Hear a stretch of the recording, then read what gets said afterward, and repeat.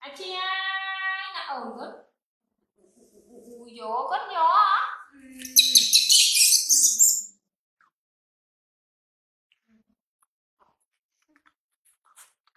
Để ở tích tích con. Để ở tích tích. Ui, mấy con frog. Chạy trong bờ ổn đó. Gì? À, trời. Chị ơi, là ổn good. Thắp ơi, mà mẹ ai ai chạy. Ổn nhanh rồi.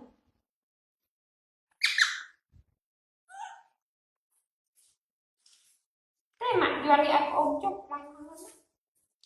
Anita. Này, ra đơn này cái này. Chi, bóc ôn. Mà bạn lại khai ốc cốc ôn nữa hài. Mời nữa. Mình sắp chết tiết á. Tốc có đây. Ê.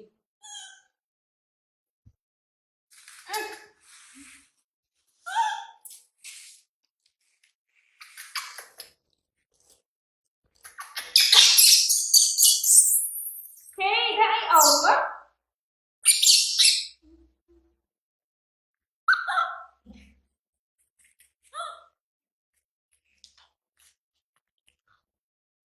Mà tập bò họ nói có ông chụp thế.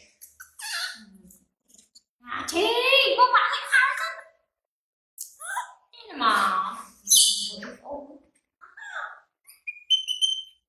À chi, thế ông thích gì rồi đấy.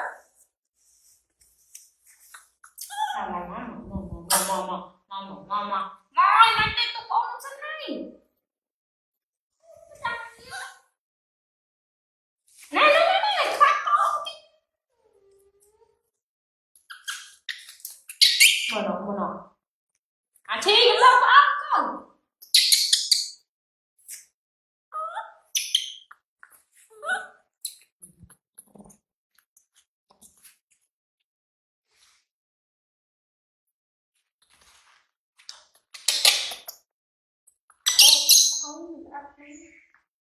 Mày trai mà phải ăn cho con na, phải ăn cho con sợi. Tôi có nói. Mà ao con mà ao. Mà. Ồ, phải ồn gạt mơ ấy. Còn đang mã. Nàng phải kẹp mơ của này. Anh fly. Con màu.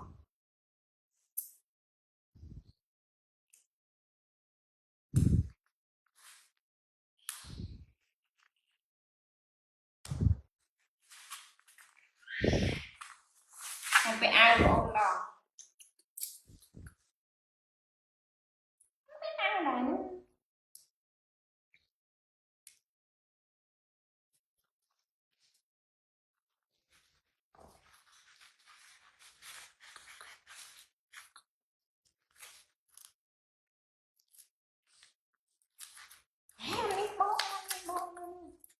Chi.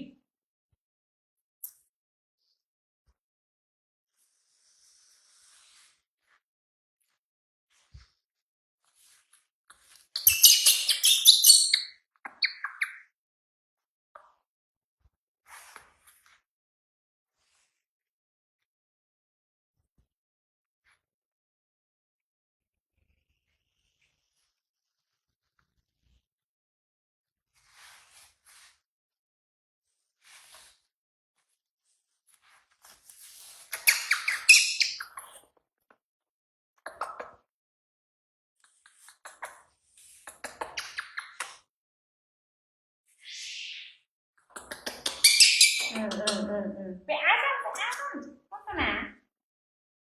Chi.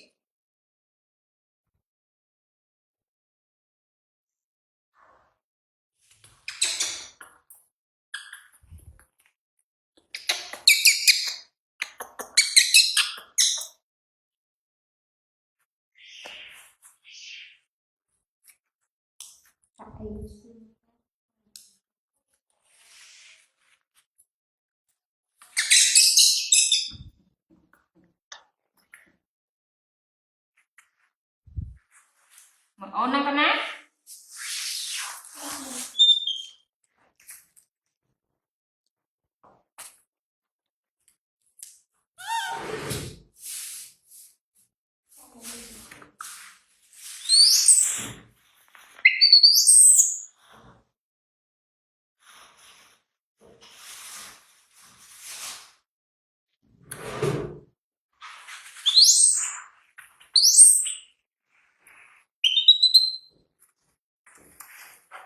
chị mới ổn chị ổn lắm rồi chị đã ổn quay sức quay sức quay sức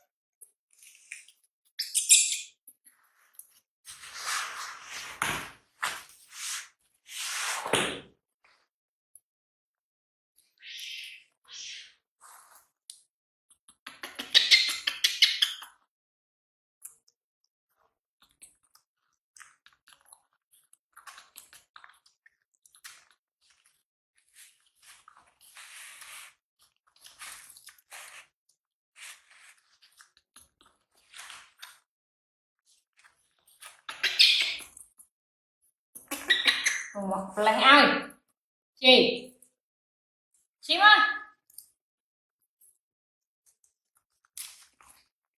ừ, Hãy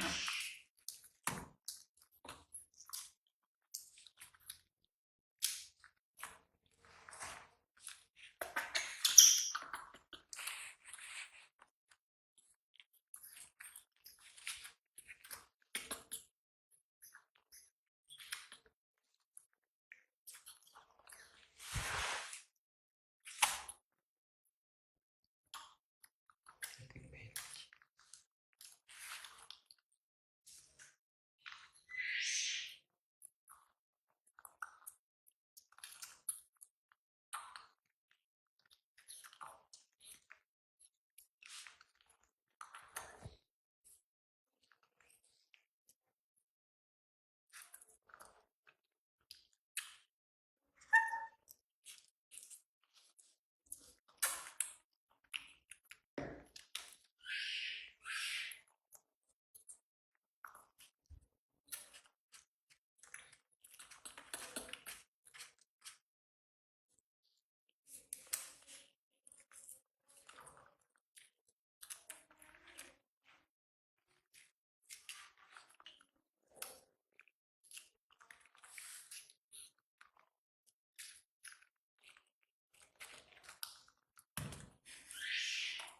để không bỏ lỡ những video hấp dẫn